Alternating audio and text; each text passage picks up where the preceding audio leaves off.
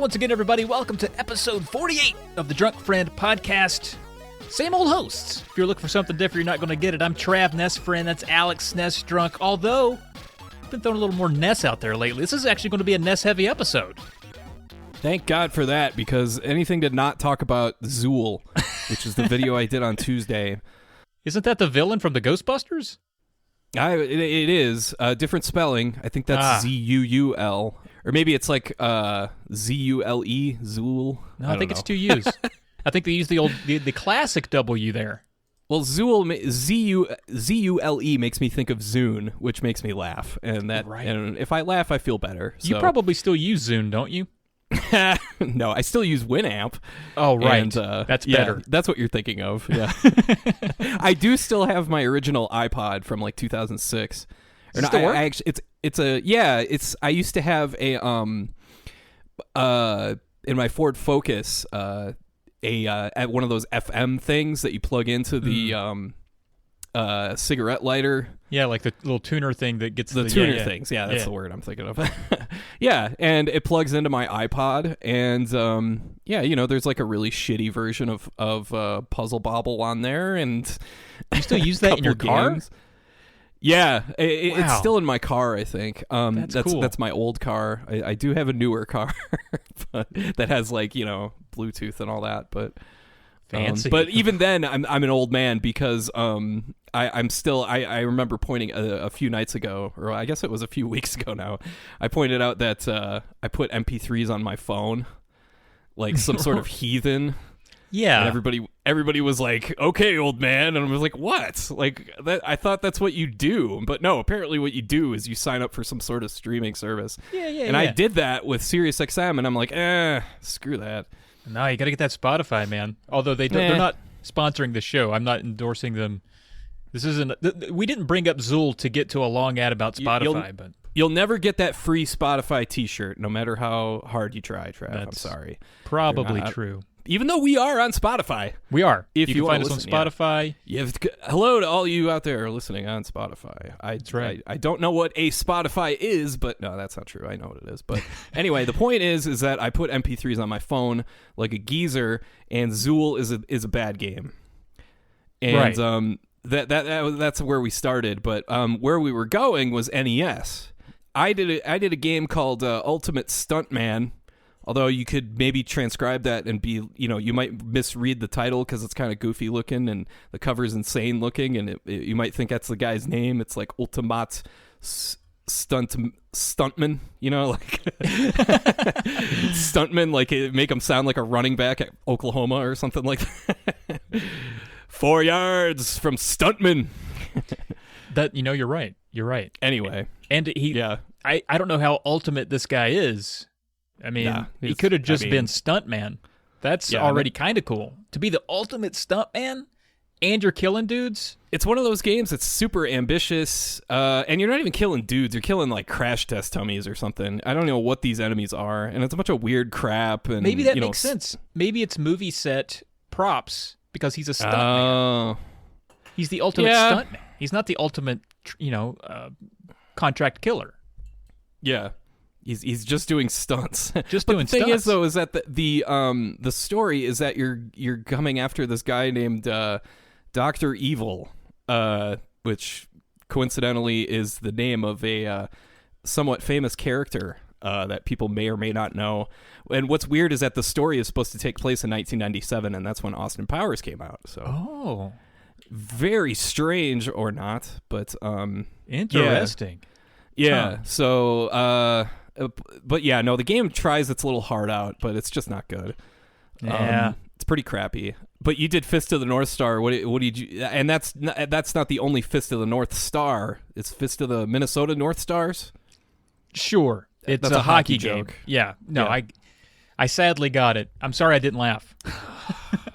But Fist of the North Star, based on the anime, which was popular in the 80s, about a guy that can punch real good punching, blow a guy right up, and you started that sentence very, very pretty conspicuously there. You started with blow a guy and then up, yeah. Well, and I was like, up, and the kick, save, and abuse, as they say. in the hockey. Yeah. To make another Mike Myers reference, put a little emphasis on the wrong syllable there. And fooled you. There we go. But yeah, I don't have a big issue with this game. It's very simple. You walk left to right, you punch guys, they explode. It's just one of those that it's so simple, it's maybe a little bit painful. But I could honestly play the first stage over and over again and just watch guys explode. There's just something cathartic about playing a beat 'em up where guys explode. Yeah, that's cool. Have you played Shatterhand? Because it's kind of the same deal. That's true. Yeah. Shatterhand's 1,000 times better, but yeah. Yeah, it's I got the same kind of vibe where it's like, yeah, why have a weapon or a projectile when you can just use your fist and just make people explode inexplicably. So that makes a lot of sense. Pretty fun anime though. Have you seen the anime? Oh god, like a million years ago. I don't remember it at all. Yeah, it's not bad. I watched the first season. I do my homework. Since when does Trav watch anime? A little bit here and there. A little bit here and there. A dabble. I'm no pro. I'm not like you. I know you know. I mean, I don't even consider you like. No, the I don't know. pro. I only know what I like, but that's a lot more than. I mean, I've honestly for me, Death Note, a smidge of Cowboy Bebop, just a smidge. Yeah, and the whole first season of Fist of the North Star. So does that make me into anime? I don't think so. Kinda. I mean, those are. I mean, Death Note and Cowboy Bebop. I mean, you don't pick those out by accident. You pick those because they're good. I was forced. People were like, "You need to watch this, or we can't have a conversation." Well, Death Note is awesome until like episode 18, I would say, and then it just goes, and then it's just over. You might as well just stop watching. Mm-hmm. It gets weird. A certain character dies, and 2 new people come in, and it's just nope, not working for me. But anyway, yeah, it's strange, but man, what a ride those first 18 are, right? It almost makes it worth it. The potato chip meme always gets me, where he gets all excited about eating potato chips and writing in his notebook at the same time. That always makes me laugh. Are there any other prominent anime-based or manga-based, manga-based NES games on that the made NES, it to the States like this one? Probably. I'm going to lead off with probably so that I can't get actually too hard, but I know that there are a lot on the Famicom. And I even covered one, Doraemon,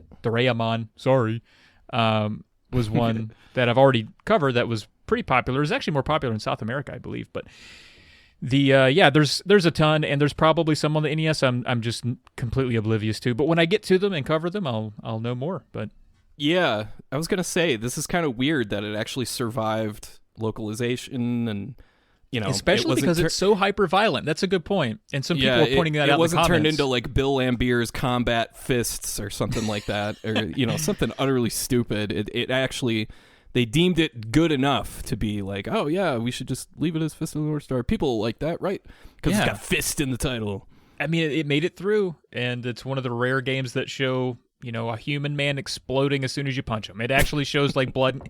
It shows 8-bit blood and guts. It's the goriest you can get, probably. So, that's cool. Right. There's also what is it called? Like Golgo 13 or something like that. I think that's based on a manga. You are correct. Yeah. Yeah, and I actually played that game like a year ago, and it's pretty interesting. So yeah, there's that one. So actually, Trav, there is Golgo 13. There he is. You should be. You need to do your homework on these sort of things. Well, it's a good thing I'm around to correct you. Thank God. There we go. That's been the videos. Fist of the North Star, Zool, and Ultimate Stuntman. And Zool is okay. Which is worse, Zool or Ultimate Stuntman? Ultimate Stuntman.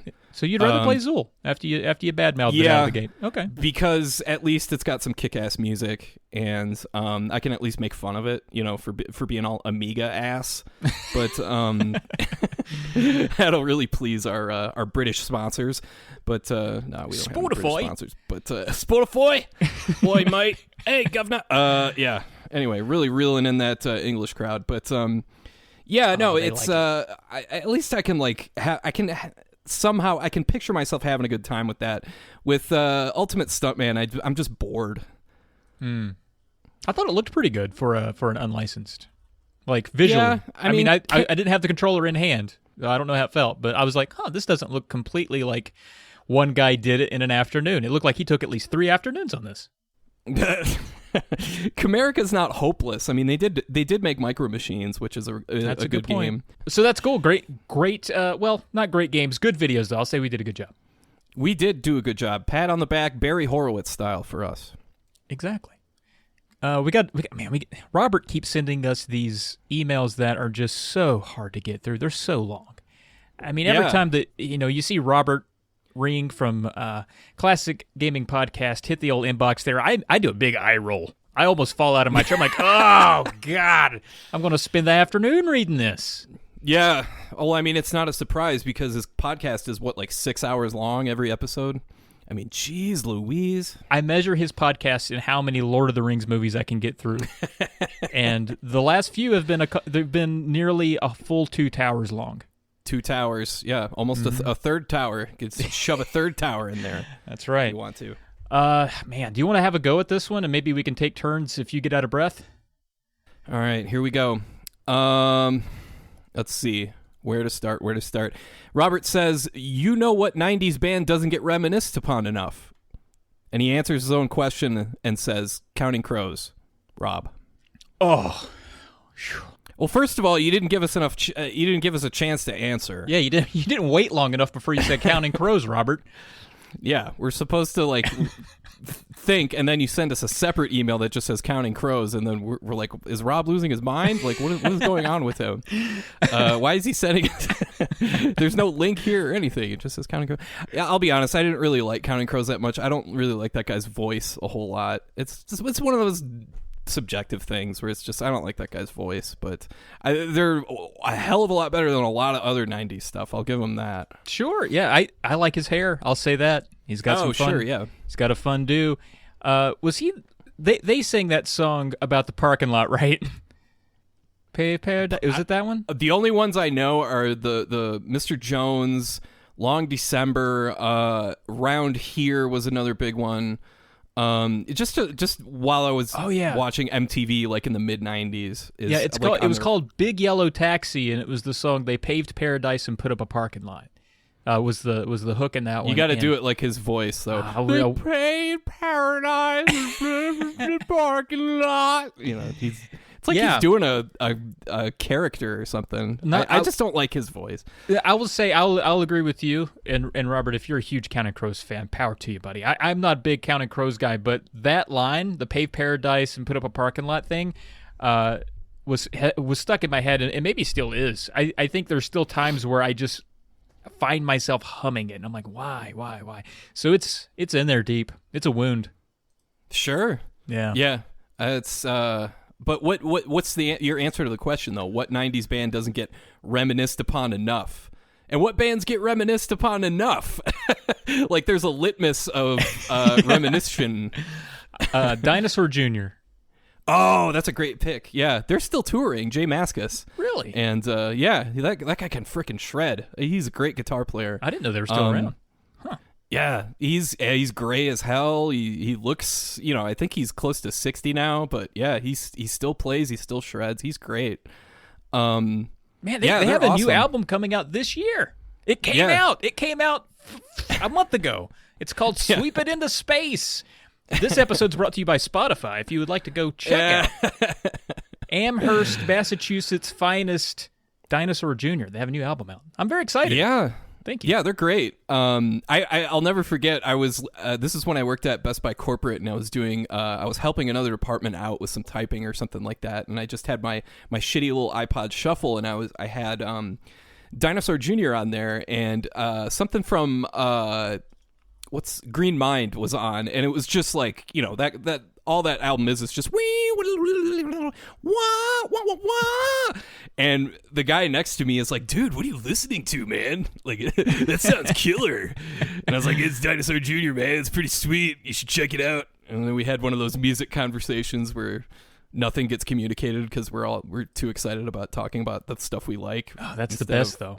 Yeah, those are the best conversations, aren't they? Yeah, right. Speaking of which, the band that doesn't get reminisced upon enough, I'm just going to ignore everything and not talk about Dinosaur Jr. anymore or Counting Crows. Okay. I don't know. There's a lot. There's stuff like Jesus Lizard, which is, I don't think, ever properly got their due. back in the day. They're hilariously like noisy and weird, and their live show looked chaotic as hell. Yeah, aren't they sort of like that stoner doom? They're like, no, not really. They're like a sort of like post-punk noise stuff. Okay. They're really kind of all over the place. They're closer to just regular punk post, like Susie and the Banshees style, like out of control. Okay. Sort of stuff.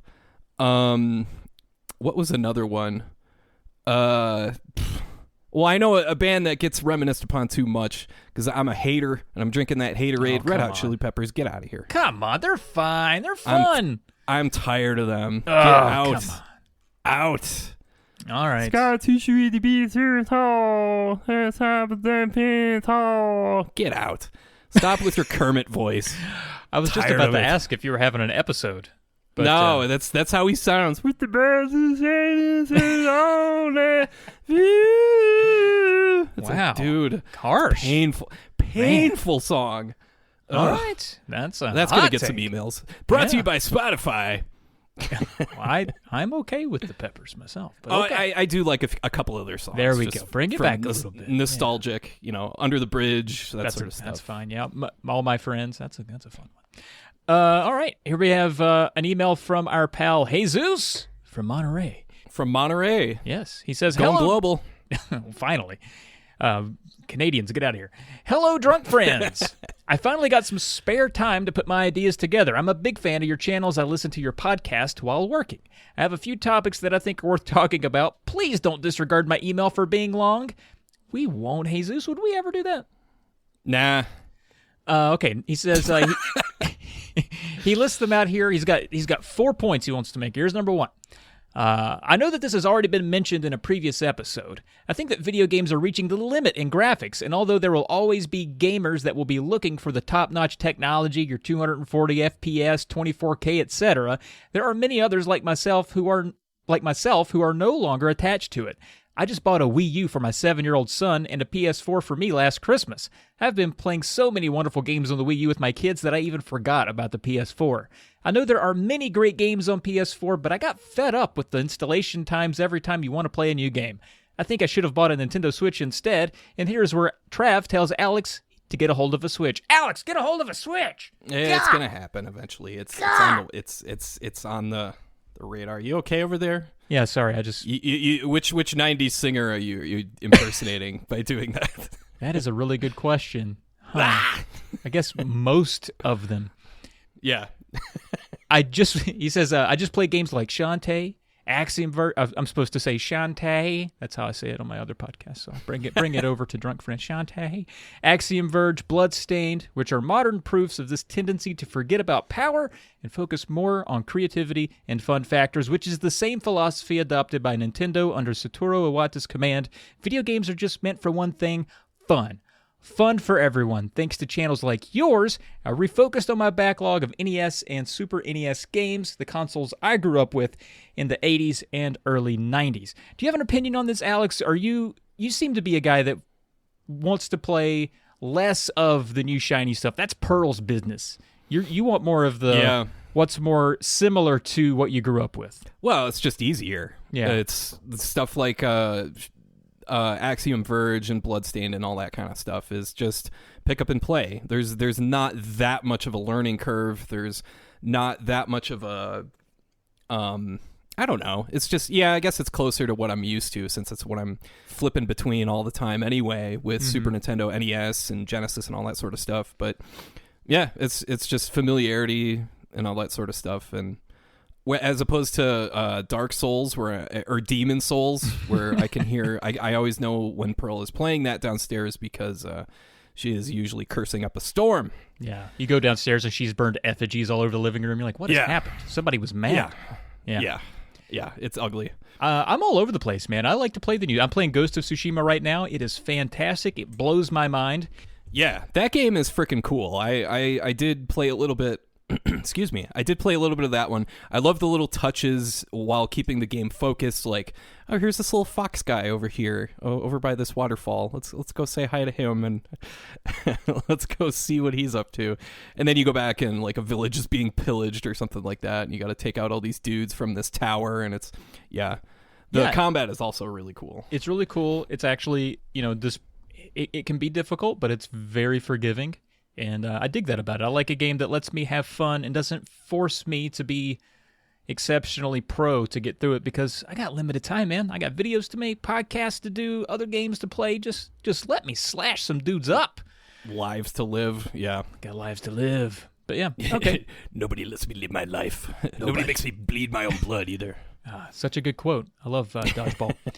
Number 2, he says, you have had many great guests, and you already invited one of my favorites, the gaming historian, but are you ever going to have James Rolfe as a guest? That would be wonderful. No. He's a big Red Hot Chili Peppers fan. He'll fit right in. James Rolfe wants to be on pass. Delete. I'm gonna reply in all caps, unsubscribe to his email. If he tried to ask and come on, I'd be like, nope, moving along, nerd. But yeah, of course we'd love to have him on. I have a million questions for him, and it would be fun to talk to him about like movies and stuff. So yeah, of course we'd love to have him on. Yeah, that's the thing. I feel like he's pretty tapped out on going over every facet of the nerd and NES games and shitty games. I just want to talk to the guy about what he wants to talk about, because he's really fun when he's excited about something.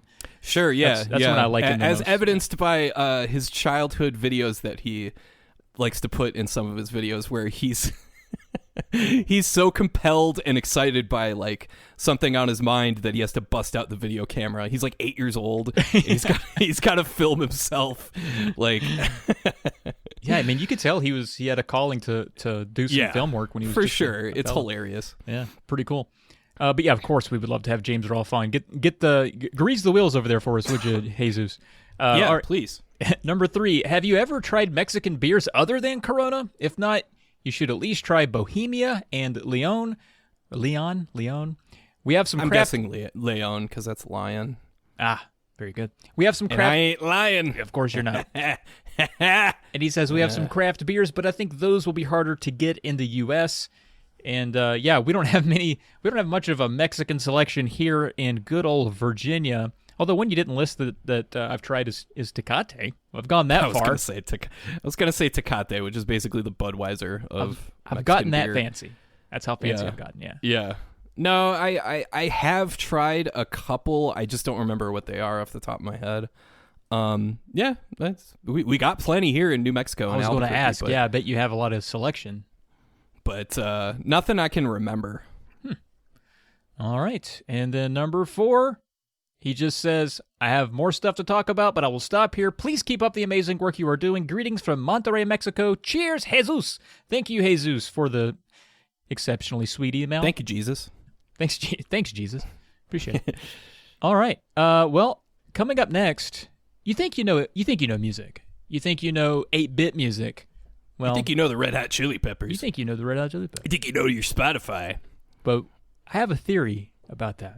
Our guest today is 8-Bit Music Theory, a YouTuber who dissects, deconstructs, and educates viewers about music as a whole while focusing on some of the best tunes gaming has to offer.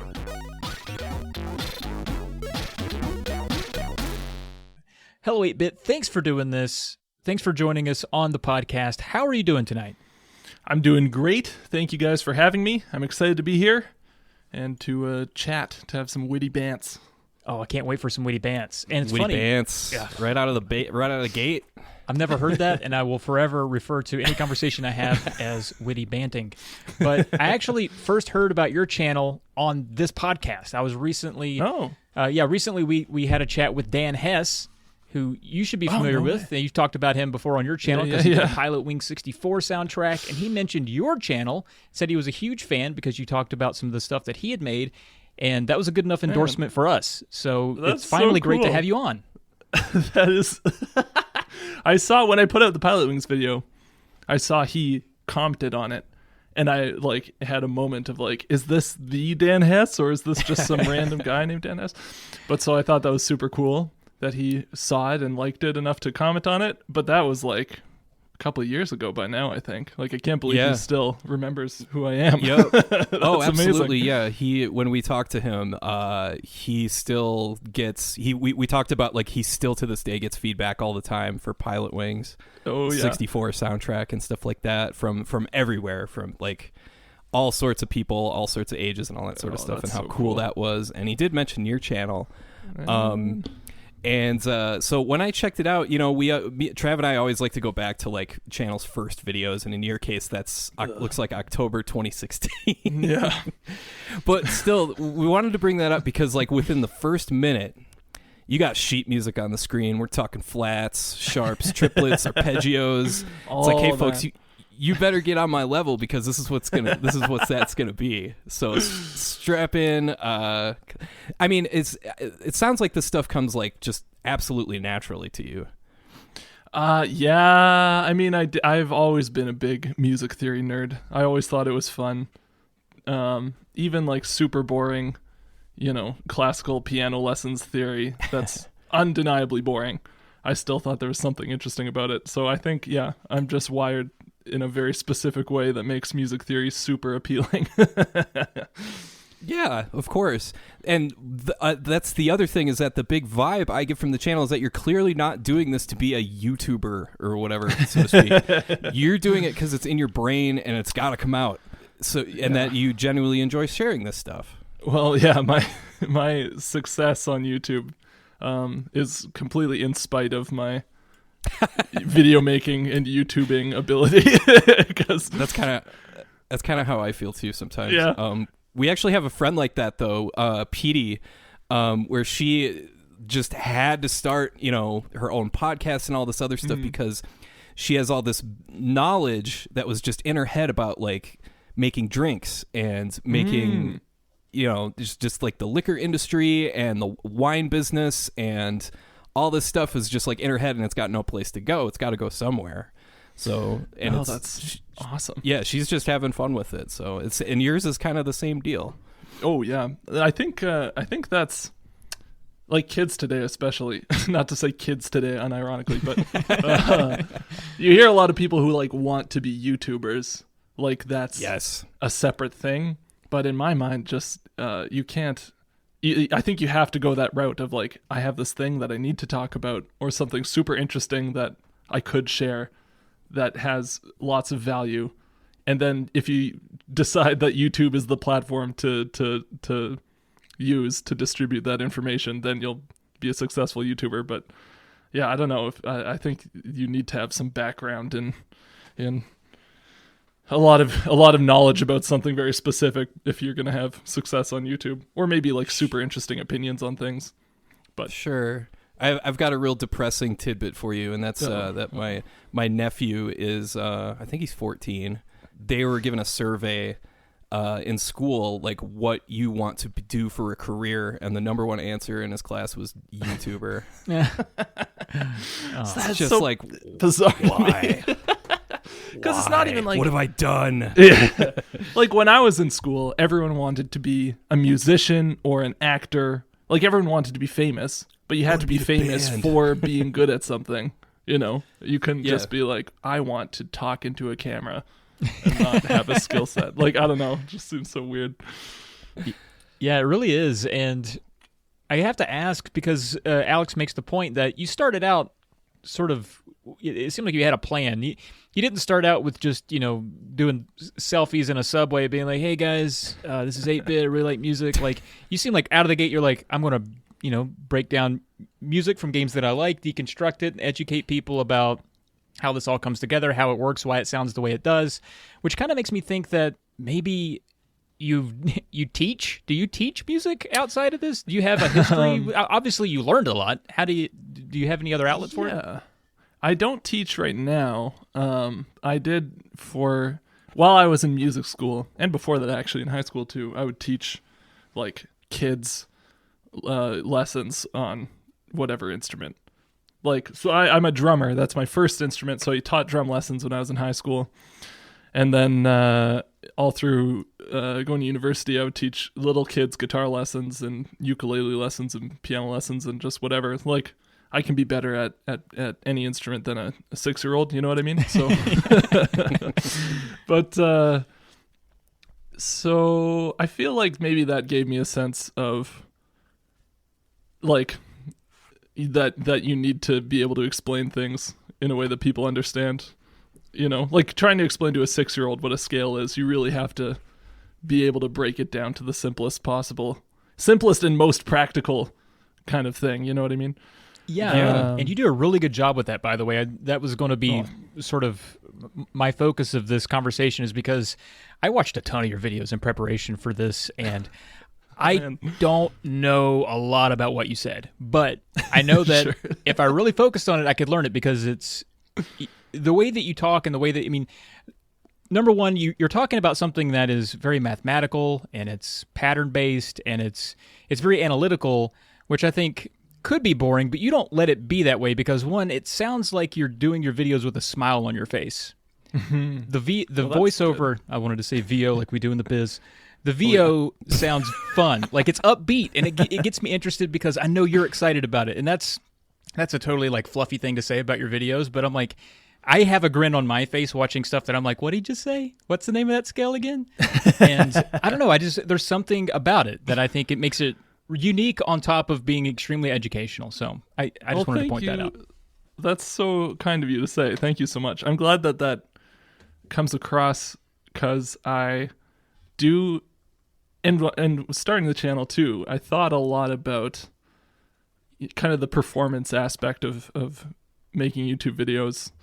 Like, I've always had a lot of pet peeves, like being a musician and being in bands and going to shows. Like, it's always so frustrating when you go to a show and the band's playing and everyone in the band just looks like they're sitting on the toilet, like no expression. Just, you know what I mean? Or like worse, if one person is really into it and then no one else is giving them anything. So I don't know. I feel like I've always, that has always annoyed me enough to to pay attention to myself, like when I'm on stage or performing or whatever. You're Canadian. Do you know the band Godspeed You Black Emperor? I know them vaguely. I haven't like listened to a bunch of their stuff, but they're one of those bands where there's like 13 people in the band. I saw them back in like 2001, I think, and everybody was like angry. Everybody was really pissed off about being there. And like, I thought this was a show. Yeah. Like, I'm not expecting like the Beach Boys or anything, right. You know, like, but like or the Monkeys. But like, God, like you guys are like so freaking serious. Like, lighten the hell aren't up you already. happy Get to over be yourselves. here? Aren't you happy to be playing music right now? It's like freaking Death Clock. Like, it's brutal to be in Minneapolis.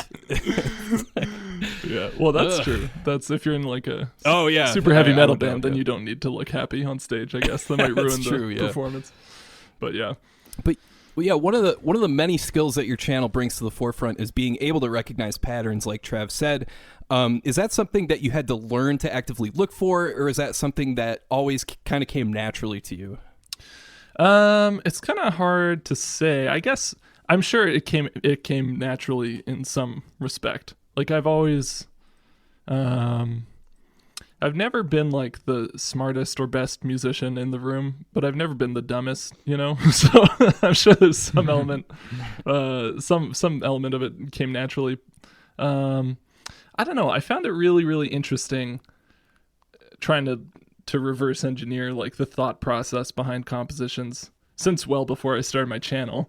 And like reading about composers and reading about, you know, what composers have to say about what they wrote and things like that always interested me. And kind of the more you learn about songwriting and music theory in general, the more you learn what kind of the default decisions are. We're like, oh yeah, if you set up with this chord, it's going to want to move to that chord. So that's kind of the obvious place to go.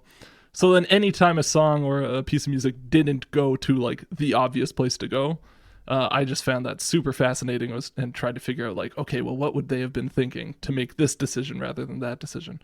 So I guess the interest is, I've practice is a huge part of it, and listening to tons of music and going through that process with a bunch of different pieces of music of like, oh, what about this is abnormal, and why do you think the composer chose to write it that way?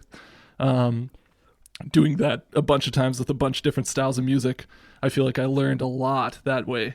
And that's kind of what I brought into my channel of like, because the reason I started it in the first place, the reason I started it was because I wanted there to be a YouTube channel that talked about game music like that, and there wasn't one. So I was like, exactly. I'm gonna do it myself.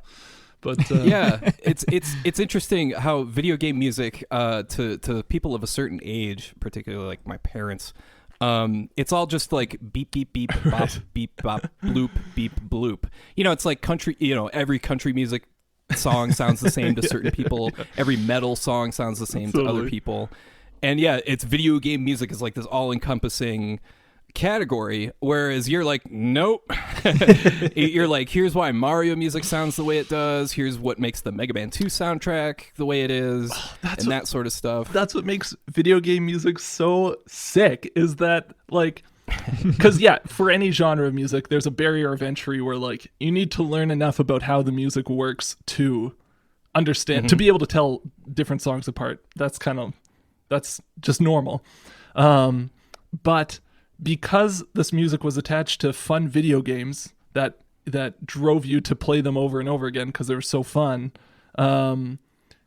you have like a whole generation of video game nerds who grew up as kids who were, you know, kind of taught how to get over this barrier of entry to purely instrumental, like pretty complicated music, that they without them even being aware that they were being informed about how this musical language works. So like I have a jazz degree, and for something like jazz, it's like you need to really commit to learning how to like jazz to like it, kind of, you know. You really need to like immerse yourself in the culture and figure out like the musical vocabulary, and then once everything starts to make sense, then it's very, very interesting. And so you had a bunch of people introduced to this musical vocabulary of video game music without them even realizing it.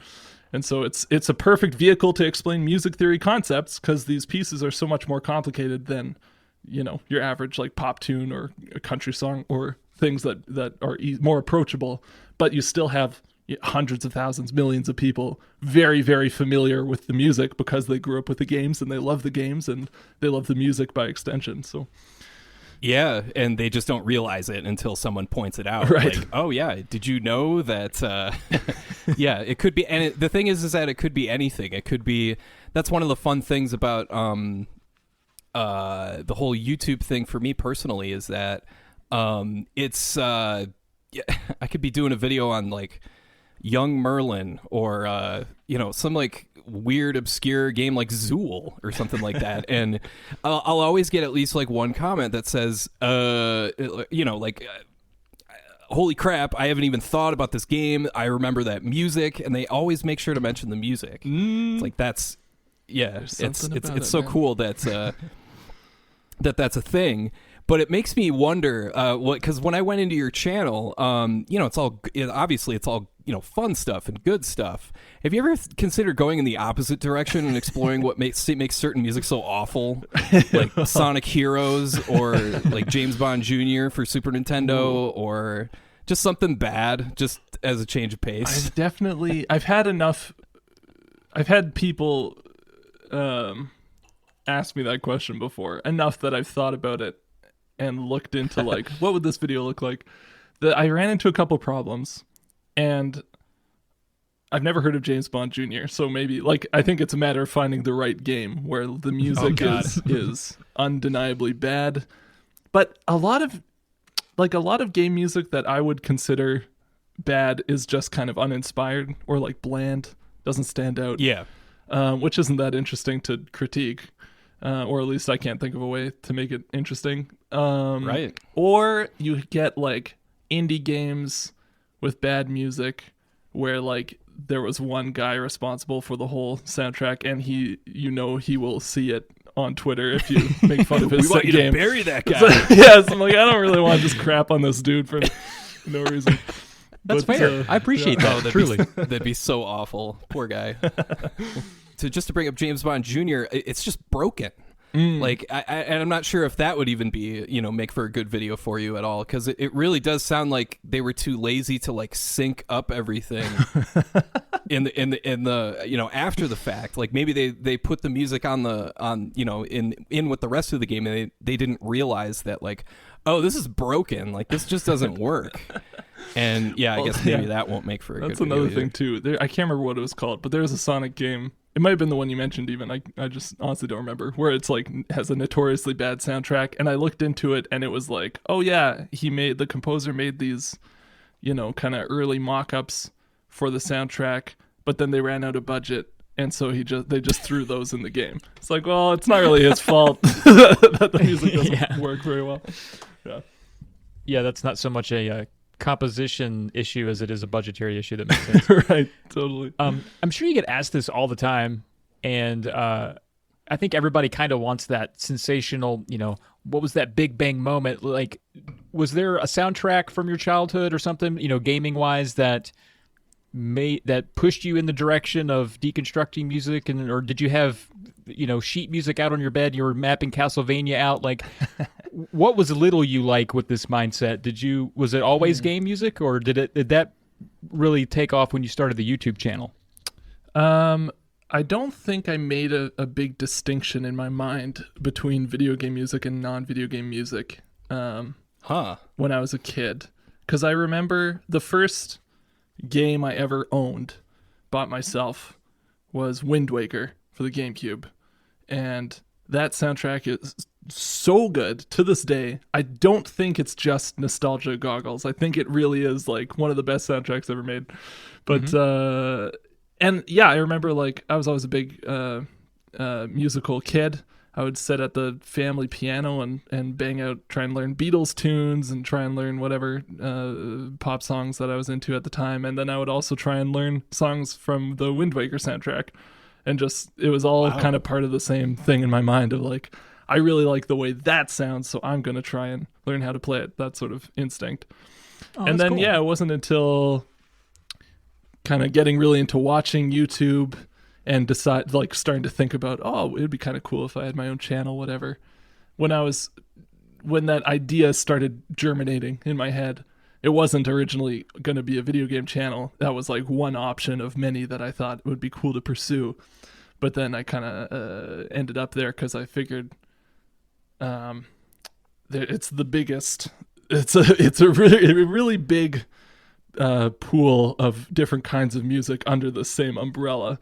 So if you were just gonna do like a Beatles channel or something, it's like you have one band, a very set amount of songs that you could cover. But yeah. And plus, there's just not that many people, doing that with video game music. One other channel that I need to bring up is they're called Mariachi Entertainment System, and they play music in the mariachi style, and it makes you think of this music in a complete and see it and it goes both ways, right? Both the game music and the mariachi style. So that kind of thing is super exciting to me. I saw them at MagFest, Music and Gaming Festival. When was it now? My sense of time is just destroyed after this last year, but it was last year, like a year and a couple months ago.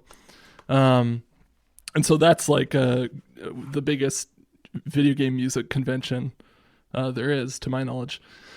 And you meet, I love going there. You meet tons of video game cover bands, and it's so cool to me because I didn't know this when I started the channel. I didn't realize how big of a subculture there was around video game music. But like, you go to this convention and it's full of just young, 20-something nerds who love video games, and they'll go see like a string quartet perform all these video game pieces in the style of a classical string quartet, and then an hour later they'll go see a funk band play video game music in the style of a funk band, and then they'll go see the Mariachi Entertainment System, and then they'll go and it's these people that like are just normal people that never go to a concert hall to see a string quartet perform, like Mozart or whatever. But because it's all unified by this thing that they love, like they're willing to, they're so much more open to all these different styles. So it's actually a really exciting scene for me to explore more nuanced and complex genres of music, and then still have an audience of people who would like to hear that. That's kind of a special thing. It's a great way to recontextualize stuff and reintroduce people to stuff they wouldn't otherwise know about. And that's what Mariachi Entertainment System did for me. Yeah. I remember seeing a band called The Advantage, and this would have been back in like 2005, I think. And that was one of the first instances of where I found that to be really freaking cool, because they're playing, just NES stuff like Ghosts and Goblins, and and even like, slightly more obscure stuff like Solar Jetman, music from that game, just in a 4-piece rock band, no vocals. And they're just up on stage just rocking out. Yeah. And I was just like, damn, this is really cool. Like, I didn't know this could be a thing. So yeah, that's and so it's awesome. Here we are now, and yeah, I was going to ask you about MagFest, because I was like, this guy would like some MagFest, because that's my sort of my home convention, so to speak. I live in Virginia, so nice. It's the closest thing to fun I have as a MagFest. So yeah, that's cool that you made it there. And I'm trying to get Alex out there. Are you thinking you might go back? Oh yeah, as soon as if they're doing it next year, with in person, I'll be there for sure. Awesome. I love those guys. Yeah, that'd be great. I'm trying to get Alex out there so that he can see the big arcade. You trying to put me in a corner, Trav? I'm trying to put me in a corner here. Look, if 8-Bit wants to go hang out and you pass, I'm left with my options. I'm going to hang out with my dude. So I'm sorry, but it's a great time. Yeah, it's all worth right, it. all right. It's worth it. For the arcade room alone, which I know you'll love, Alex. Yes, of course. I love the arcade room. So 8-Bit, I wanted to ask you about the fact that your channel has a really good mix of like old and newer music for video games. But one thing I hear from a lot of folks now is that there's a certain complaint I hear a lot about modern game music, specifically about how it all sounds the same. They all have this like lush orchestral kind of, if you've played the game Heavy Rain, I think that was a PS3 game. Yeah. And it was just this kind of nondescript string section. Right. And then you go and play some Resident Evil game, and it's the same thing. And so I get why people say that, but have you run into that complaint at all? Yeah, and I think it is kind of I think modern games, I don't know if they're still in it or if we're past it now. I don't really know, but I think that they fell in a trap for a while of really wanting to be taken seriously, man. Oh, yeah. And so you get the kind of like cinematic game thing, which obviously Heavy Rain was all about, and with that comes like, oh, well, what do movies have for their music? What's a cinematic score sound like? Oh, well, it's a big orchestra and a huge string section. And so I don't know. That definitely is a trend that is not very inspired. But I haven't been keeping up on like the newest games coming out lately. So we could be past that trend by now. I don't really know. Gotcha. But I sure hope so, because that was always my impression when it came to stuff like that. Like, what would John Williams do? Right. Enough with the John Williams crap already. Can we please? Yeah. Like, we please go back to like being original and coming up with something new? Yeah. But then like you have the indie game scene has always had tons of cool experimental stuff going on too. So there's always cool stuff. Sure. If you just gotta look for it. Yeah, totally. Yeah, that's why I'm a huge fan of Darren Korb and Persona 5. I love that soundtrack, and I just watched your Persona 5 video earlier this week, and just even hearing snippets from your video, I'm like, God, I'm back in. I got to go to Spotify and check it out. I got to go back into the soundtrack because it's so good. Yeah, it's a great soundtrack. Yeah, for sure. And that's actually a good segue, because I wanted to ask, naturally, through your channel, you're having to reference and sample and use a lot of music from various video games, Persona 5, of course, tons of Nintendo stuff. I mean, have there been any issues in using their music for your channel? Has that affected your ability to, monetize or whatever? Not as much as you'd think, for sure. I think using like like any kind of recorded pop music or anything even film soundtracks. Basically, any music besides video game music seems to get shut down immediately with copyright strikes. But then, for whatever reason, video game music almost always slides. There have been a couple times. Nintendo is a little bit picky about Breath of the Wild when I was doing stuff about Breath of the Wild, because it was pretty new, and I don't know why. But then and then every time, like, I did one video about the Spider-Man game for PS4, and then I wanted to reference some like classic movie superhero music that the soundtrack was obviously kind of drawing inspiration from. And so I wanted to use like 3 seconds of the Superman theme, John Williams Superman theme. And of course I had to like speed it up, pitch it up a key and slow it down a little bit and try and like finagle my way past the copyright censor, and it still didn't work. So yeah, just basically mangle it. yeah, exactly. Yeah, so I promise this is still the Superman theme. No, yeah. But yeah, no, for the most part, it's totally fine. Any indie game is totally, I haven't had any problems with. And then almost every big studio game too. It's very rare that I run into copyright problems. And then when I do, I just kind of shrug my shoulders like, yeah, you're right. Like, this is your intellectual property. Sure. So if you don't want me to monetize this, I won't, that kind of thing. Yeah, I was honestly expecting you to say like literally everything I have is stricken and I can't. It's awful. So I'm actually impressed. I have 96 strikes right now with YouTube. Yeah. Like, I'm on a thin line with them. They're angry. So no, that's actually very good to know. I'm glad that it's not a big issue for you, because I wouldn't want you to affect what you're doing. Yeah, me too, man. Yeah. So in general, I mean, I don't even know that I think we've explained to an extent, pretty much what you do. If people haven't checked you out yet, it should be obvious by now what you're up to. You take a lot of video game music, you break it down to its finer points, and tell how it's composed, why it is the way it is, why it might sound the way it does. And it seems to me, and I could be wrong about how this works for you, but it seems like maybe someone from your Patreon, or someone that, at least from the recent videos that I've seen, someone gives you like a game that they want you to talk about, and then it's sort of up to you to come up with what to say about it. And I caught in a couple of your videos, you were like, yeah, I really wanted to talk about this, but I'd already covered this topic on this game, or I'd already talked about this with this other game, and so I wasn't really sure. Are there a lot of games like that you really think are interesting and want to talk about, but you're not really sure how to make the video work? Yeah, that happens a lot. Well, as for the Patreon thing, it's my highest tier of patrons get the right and responsibility to request topics, because as soon as I started the channel, I was just flooded with comments about, oh, could you please talk about this game? Oh, could you please talk about this? Which is great. I'm glad people are excited for like it's weird to me to think that someone really wants to hear my opinion of whatever game, but right. But it's just, like, I'm not going to read 40,000 requests like that. So I made like what I thought was a very high Patreon tier to say like, okay, this gives me an excuse to just ignore all the requests unless you're a high tier patron. And then I ended up, there's like 150 people willing to pay that much money.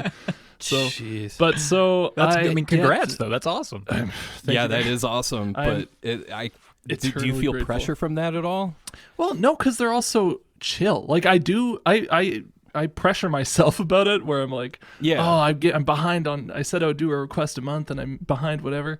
But every time I, reach out and say like, hey guys, like whatever, I'm behind, or, whatever thing I'm stressing out about, every time I actually talk to them about it, everyone's like, oh yeah, that's fine. It's cool. Whatever. We're not here for the requests. We just like what you do. So they're all super chill and nice, and nice. And it's just a great, I can't say enough good things. Eternally grateful. But yeah, as for your actual question, luckily I'll get like 20 new requests from this group of patrons a month. So even if there are some topics that I'm like, I have no idea what I would talk about with this, there's plenty to choose from, where, so, more, it's usually a fight of like, there are 3 really, really good ideas and I need to pare it down to 1. That's a problem, But there's lots of games that I love the music and I have no idea what to say about it. So like, I know for a long time I wanted to do a video on Chibi Robo's soundtrack, and I finally just did it a few months ago. But that was cooking for years of like, I loved this game as a kid. The music is so weird and so cool, but I don't really know what to say about it. And then eventually I finally was like, okay, I'm just going to write a video about how it's so weird and so cool. So it's not the most cohesive video I've ever made, but I finally got to talk about Chibi Robo. So that's a plus. Yeah. Yeah. I think that's cool, man. Because I think that it's interesting to hear about what you like, and it's probably fun for you to talk about some of the games you want to talk about. So I mean, even if you're not teaching me about the C sections and the all of the scales. What now? Do you not watch his videos? There is a C section and an A section and a B section. Do you not know music, Alex? You should fire your music instructor and listen to 8-Bit Music Theory. Well, I know medical science, and I know what that is. Yeah. But, No, anyway. Oh, well, I clued in on that because he said in one video he referenced the C section quite a bit, and the top comment was obviously in reference to how that made them think of pregnancy, and that's all I thought about the whole time. But it's a music term, Alex. Get with it, buddy. Music term? But I don't even know what I was talking about. Are we talking about pregnancy? What were we My talking favorite about? one of those was Are you pregnant, Trav? I am not. I did a video on the track called Mount Wario, as in a mountain called Mount Wario, and I made the whole video. Probably took me 3 weeks. Never once thinking about this hilarious double entendre, and then the top comment right away is Mount Wario. Don't mind if I do, or whatever, something like that. God, That's going to happen. It's going to happen. But my point was, I think it's refreshing probably for you and everyone to just hear you talk about stuff you like, even if you're not having to laboriously go through and school us. But I see what you did there. But I segued myself into asking, because you brought up it took you 3 weeks. These videos do look like they would be extremely difficult to put together. How long does it take you to put together one of these? It takes about 3 weeks. I shoot for right now. I shoot for 3 videos every 2 months. Is kind of my basic schedule. Sometimes I can get more out, sometimes less. But the part of the video making process where you're listening to music and trying to think of an idea that's good enough to write about is kind of like, that takes between 2 days and 2 weeks. So it's kind of tough to like have a set schedule.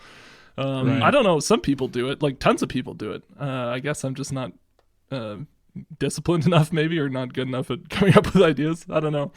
But early on, I was very like diligent about, I'm going to put out a video every week. And then that fell apart super fast. And then I'll do a video every 2 weeks, and then that fell apart super fast. So now it's like they come out when they're ready. Hope you guys don't mind. That's great. Yeah. I think you're protecting yourself from burnout, and everyone appreciates that. Yeah, for sure. Yeah, that's a big concern. All right, so I have one more question, and then we have some questions from what Alex and I might consider our music dudes that we know in Alex's Discord. So I just wanted to say, like, to me, and it could just be that I'm not as obviously versed in video game music as maybe some other people are, and I know that I should be, but I feel like it's unfortunate that many of gaming's maybe greatest composers, whether they be from the 80s, 90s, or even currently, they aren't names everyone really knows. I mean, there are some exceptions, but it seems like we should know more about these great people that put out this fantastic music. I'm betting you could name a few who I might call unsung heroes, so to speak, like maybe some composers that you've come across through your work where you're like, wow, I keep seeing this guy's name and I had no idea who this was. This guy makes incredible stuff. Are there any people like that you're thinking like people should definitely know who this is? Oh yeah, I mean, it's funny because in general, the people involved in making video games don't really get any credit. Right, right. There are a few names associated with the games industry that that people actually know or care about. But then compared to like the movie industry or music industry or any other entertainment industry where everybody is so well credited, it's kind of a shame. But lots of I'm a huge Nintendo fanboy. So lots of the composers who worked on the Mario and Zelda games through like the early aughts are kind of my favorite dudes and ladies. There's because there's like a pool of people that kind of do everything, which I think is true of a lot of great artistic scenes throughout history. But so like Hajime Wakai, the Japanese, worked for Nintendo, and he did the Pikmin soundtrack and the Pikmin 2 soundtrack. And those soundtracks both are just so stunning to me with how like intricate and complicated they are, and so weird. Like I talked about before a little bit, like the kind of idea of, oh, there's an obvious thing to do in the music, like from the position of a composer. If you write this note, there's an obvious next note. He seems like he's never ever picked the obvious next choice in his life. All of his music is so unique and so weird and so cool, and it somehow is like so deep and complicated and fits perfectly with the tone of like this goofy little Pikmin game where you're chucking your little plant boys at lemons. And love that game. It's like, so it's just such a weird balance, and I've never heard any music like the music he writes. So he's like the guy, the go-to name I mention when people ask like, what's a cool video game composer that I wouldn't have heard of? Because I've never heard anyone really talk about him. Yeah, that's the first time I'm hearing of him, and then I pulled up his resume, and it's like, holy crap, how have I not heard of him? Right. Yeah. Oh, wow. Yeah.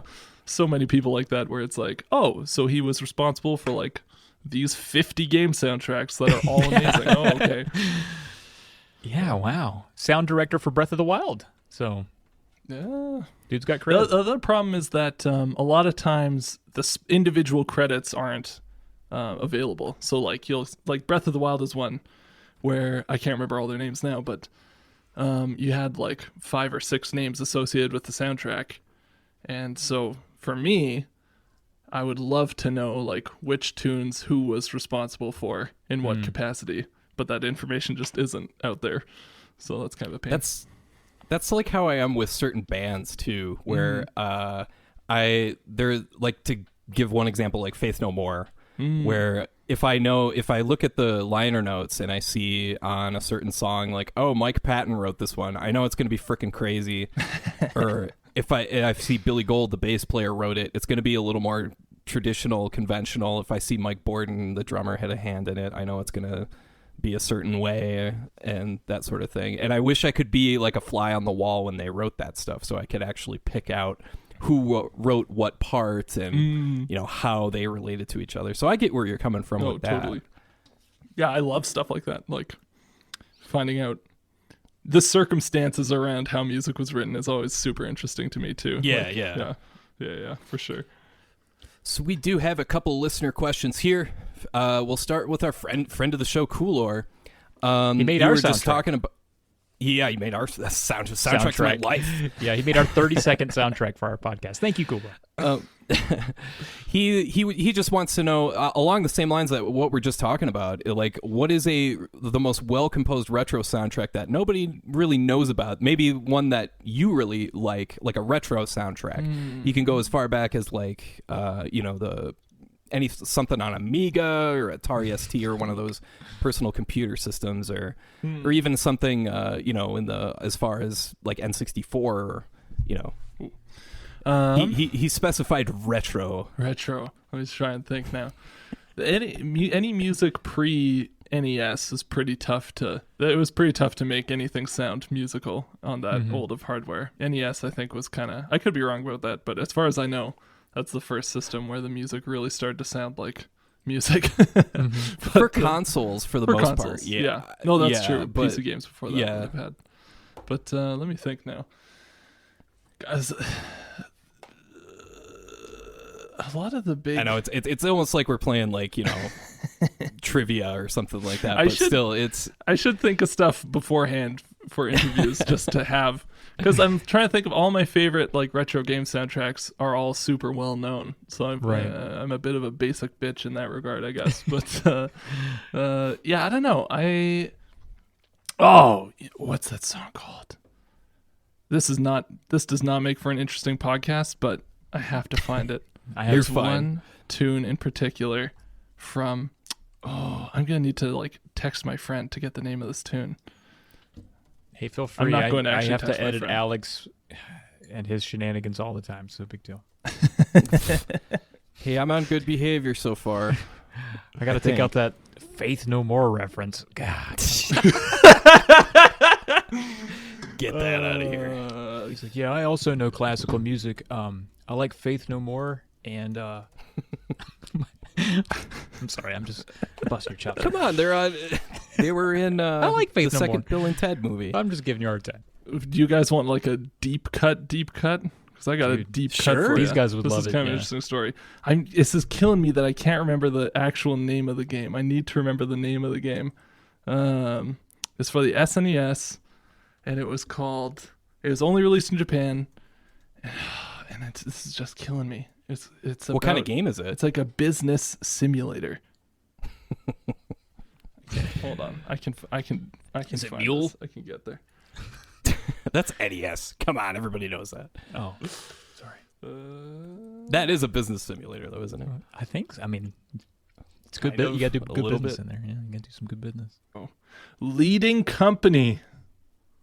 Wow. Leading company. That is Wow. deep cut. We're all Googling it right now. Oh, look at that cover. That is awesome. Oh, it's a Koei game, of course. Of course, Koei would name a game Leading Company. This is just one of the best. Cool. Okay, so there's a funny story here. I'm gonna drop a link in general to a tune. You don't have to listen to it, but so okay, I have a friend who actually works for MagFest. He's like the communications director, and he started a video game deep cuts list of like the best deep cuts from video game soundtracks that no one knows about but are just total bangers. And one of the tunes he found was this Leading Company soundtrack. And we were listening to it and I was just blown away because I was like, this sounds like super hip jazz music if someone programmed super hip jazz music into the Super Nintendo sound card.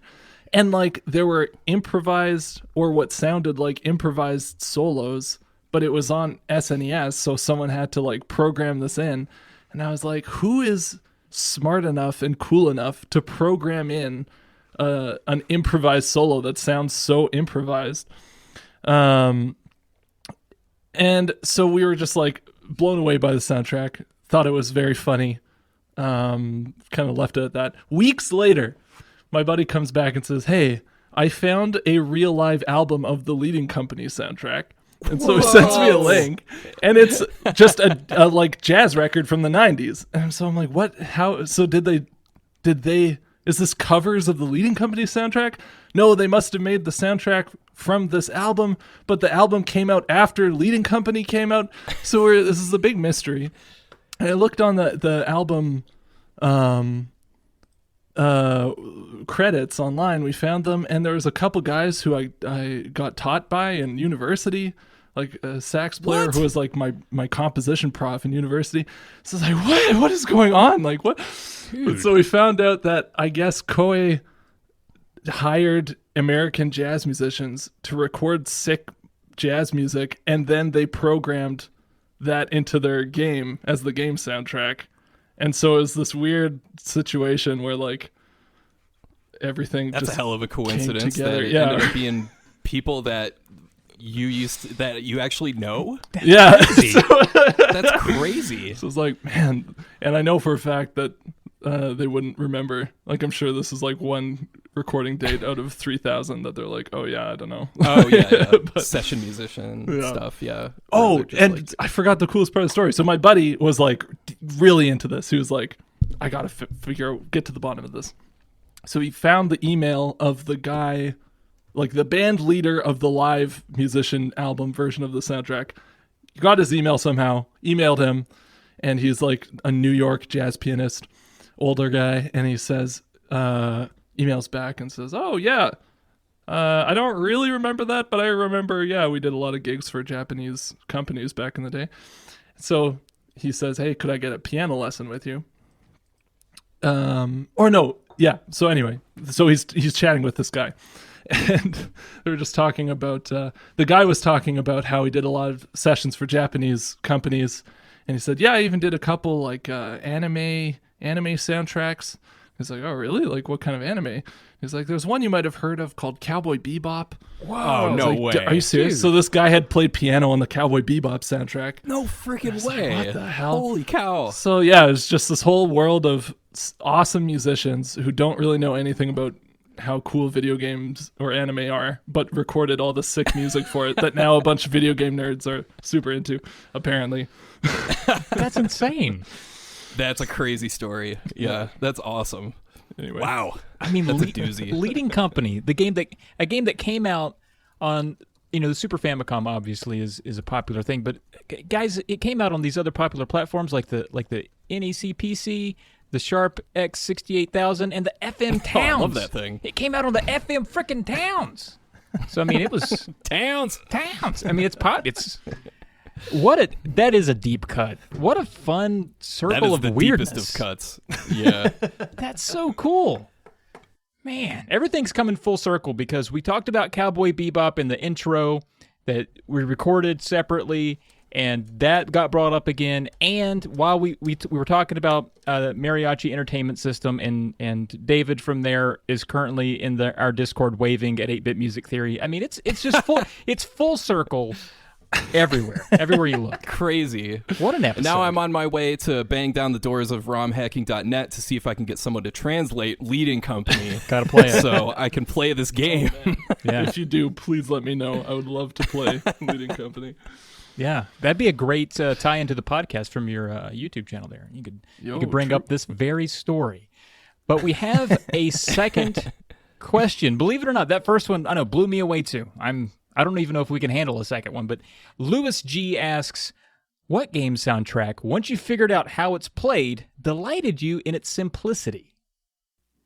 Ooh, delighted me in its simplicity. Yeah. Like maybe something that was on the surface complex, but once you got into it, it's like, oh, it's just a simple matter of such and such and such. And it rules.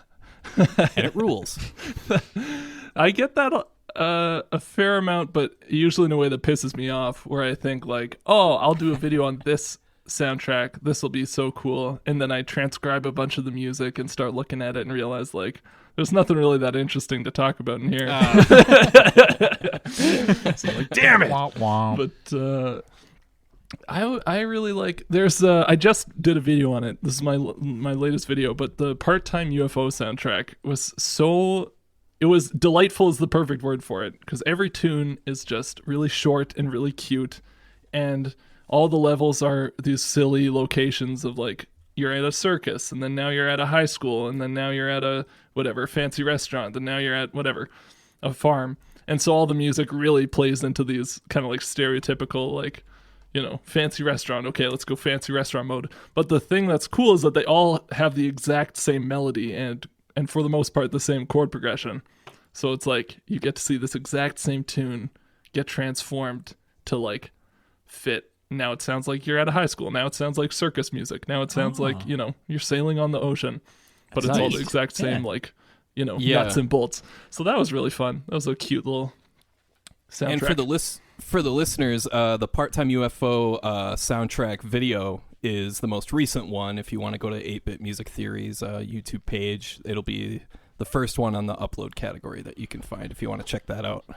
Good job, Alex. Really good job. Gotta promote this stuff, man. You do. If I don't do it, who will? Thank you. I mean, very Not much. you, obviously. Give me a second. Just give me a second. I'm getting there. But honestly, I think that's going to wrap us up, man. I think this was one of my favorite interviews just because you're a channel I can learn so much from. I thought I knew everything I needed to know about Mario music, and then I watched your video and I'm like, there's so much I don't know about music.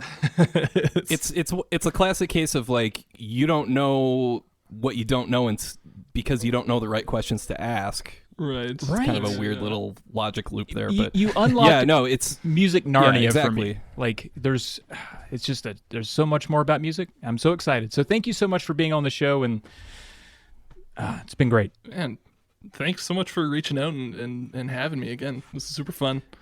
I'm glad if anyone can find music theory more interesting than how you would think it would be through my channel. That's all I want in life. So that's great. Well, that's what it's all about, really. And the fact that you're bringing so much attention to this video game music, especially the older stuff, is major, I think, because, like you said, it got glossed over back in the day, and so many people now are coming back like, oh yeah, that song, oh yeah, Mega Man 2, oh, Right, so many, yeah. it's like a freaking metal album, basically. This whole soundtrack, Totally. it just rocks. It's like, but yeah, no, and you're helping bringing that to the forefront. You are the leading company of 8-bit music theory. How about that, huh? Wow, that was That's impressive. high praise, the highest praise I could ever ask for. Highest praise. Yeah, man. Well, All right, thank man. you guys again for having me. This is awesome. Yeah, thanks for coming on. And it's fantastic. All right, everyone, that's been another Drunk Friend podcast. As always, you can reach out to us with questions or comments at drunkfriendpodcast@gmail.com. We love hearing from you. Sorry we're slow in getting back to those, but please send them anyway. Head on over to polymedianetwork.com if you want to hear more podcasts. We have Tales of the Lesser Medium, PD's Power Hour, Polykill, Indie Quest, and maybe more someday. Who knows? Hey, we're not that slow anymore with emails. We're up to March 21st. We are catching So, up. We're dangerously close to catching up, so send more emails. We're only like 3 weeks behind now, so we're doing great. All right. I lost the sheet. Oh, if you're not interested in sending an email, that's no big deal. Just give us a rating and a review on the podcast app of your choice, even if it's Spotify, and that'll help us out big time. Big time. I don't think you can rate things on Spotify, but Alex wouldn't know Try. that, would he? He wouldn't You know. never know till you try. You can find us all on social media. On Twitter, I'm at Trav Plays Games. Alex is, of course, at SNES Drunk, and you can find 8-Bit Music Theory at 8-Bit Music Theory. Whoa. And as always, the music you heard in the beginning and can hear right now is composed by our friend Coolor. The track you hear is called Electric Star Bounce, and you can find a link to more of his music on the Buzzsprout podcast page. Shout out to Josh Leslie, your name is hard to say. Shout out to Josh Leslie for our thirst-quenching logo. Get a new name, Josh. That one sucks. Be sure to catch us all on YouTube, and thanks for listening. And we hope you have a great rest of your day. Your name's fine, Josh.